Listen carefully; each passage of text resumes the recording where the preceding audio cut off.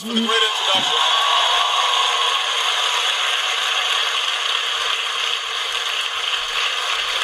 I want to thank the University of the West Indies for hosting us. Big up, UWI. Thank you.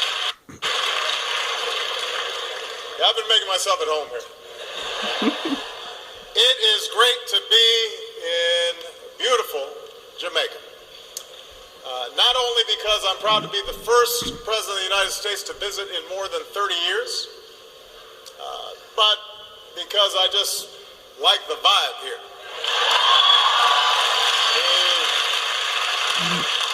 I was born on an island, and it was warm, and so I feel right at home. And I'm grateful for the warm Jamaican hospitality that I received this morning, including from Prime Minister Simpson Miller. I also had the chance to meet with leaders from across the Caribbean, where we focused on issues of shared prosperity and shared security. And tomorrow I'll meet with leaders from across the hemisphere at the Summit of the Americas in Panama. But before my trip became all business, I wanted to come here and hear from young people like you, because it is your generation who will shape the future of our countries and our region and this planet that we share, long after those of us who are currently in public service are gone from the stage. So I'm going to only speak for a few minutes at the top, because I'd rather spend time taking questions from you, and also because after we have a chance for our town hall, I get a chance to say hi to Usain Bolt and Shelley Ann Fraser-Price. And when you have the fastest people on the planet, you got to say hi to them, right? Because that's fast. There are a lot of people out there, and they're the fastest. Now, we are not just nations, we're also neighbors. Tens of millions of Americans are bound to the Caribbean and the Americas through ties of commerce, but also ties of kin. More than 1 million Americans trace their ancestry to Jamaica. More than 1 million Americans visit Jamaica each year. So we're committed to you and this region. And as I've said before, in our foreign policy, there are no senior or junior partners in the Americas. They're just partners. That's one reason why the United States has started a new chapter in our relations with the people of Cuba.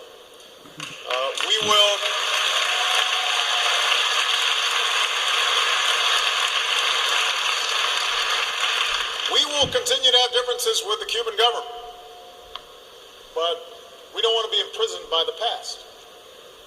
When something doesn't work for 50 years, you don't just keep on doing it, you try something new. And we are as committed as ever to supporting human rights and political freedom in Cuba and around the world. But I believe that engagement is a more powerful force than isolation. And the changes we are making can help improve the lives of the Cuban people. And I also believe that this new beginning will be good for the United States and the entire hemisphere. My point is, I believe we can move past some of the old debates that so often define the region and move forward in a way that benefits your generation with new thinking, an energetic, impatient, dynamic, and diverse generation that you represent, both in the United States and across the hemisphere. More than 100 million people in Latin America and the Caribbean are between the ages of 15 and 24. Most of the region is under 35. And what gives me so much hope about your generation is that you're more interested in the hard work of waging peace than resorting to the quick impulses of conflict. You're more interested in the hard work of building prosperity through entrepreneurship, not cronyism or corruption.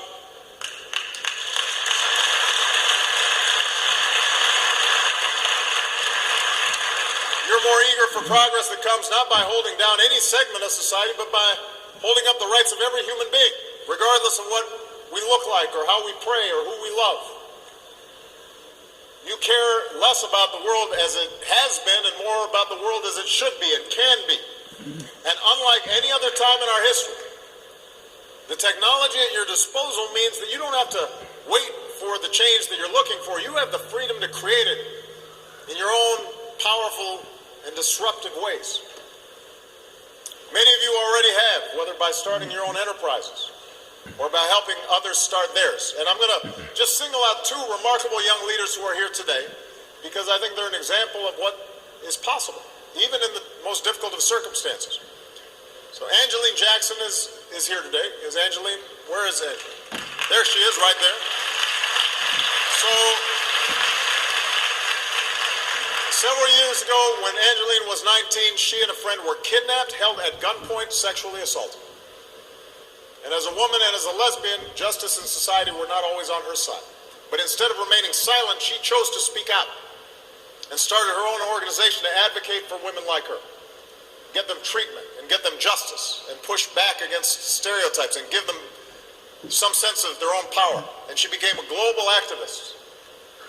But more than anything, she cares about her Jamaica and making it a place where everybody, no matter their color or their class or their sexual orientation, can live in equality and opportunity. That's the power of one person, what they can do.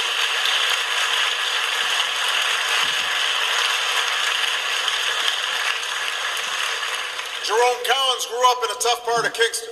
Where's Jerome?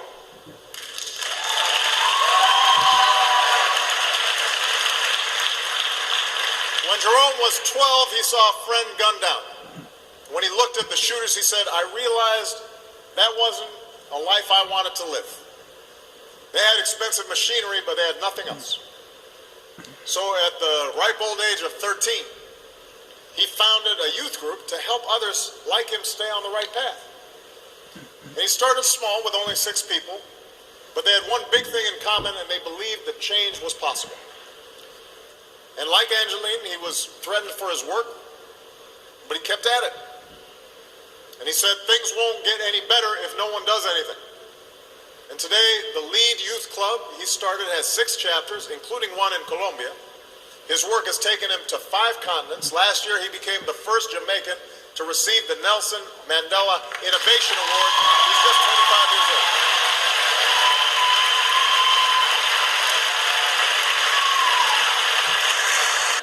I thought I'm only 5 minutes from his house. I got to go check it out. And one of the displays has to do when he was shot. Right before a concert he was supposed to give, trying to bring the political factions in Jamaica together. And he was treated for his wounds, and he went ahead with the program, went ahead with the show. And somebody asked, well, why would you do that? He said, the people who are trying to make this world worse are not taking the day off. Why should I? Why should I?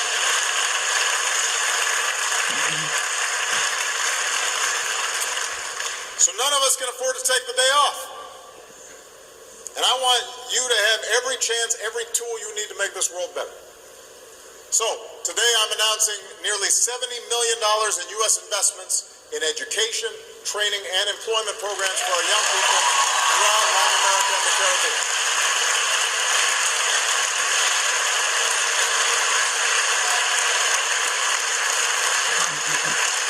And these investments will help young people in unemployed and impoverished and marginalized communities, give them a chance to gain the skills they need to compete and succeed in the 21st century economy. And that's not all. As president, some of the initiatives I'm most proud of are ones that increase my country's engagement with the next generation of leaders like Angeline and Jerome and all of you, leaders in government and civil society and entrepreneurship in the private sector. 4 years ago, I launched an initiative called 100,000 Strong in the Americas, and the goal was to have 100,000 U.S. students studying in this region and 100,000 of this region's students studying in the United States by the end of this decade, and we are on track to meet that goal. So today, to build on that progress, I'm proud to launch the Young Leaders of the Americas Initiative right here in Kingston. And let me say this. This is not your traditional exchange. We're going to seek out the most innovative young entrepreneurs and civil society leaders in the Caribbean, Latin America, and we're going to give them a chance to earn a substantial continuum of the training and the resources and the connections, the networks, and the capital that you need to make a difference. So this year we'll bring 24 entrepreneurs and civil society leaders from Latin America and the Caribbean, including young Cuban leaders, to the United States.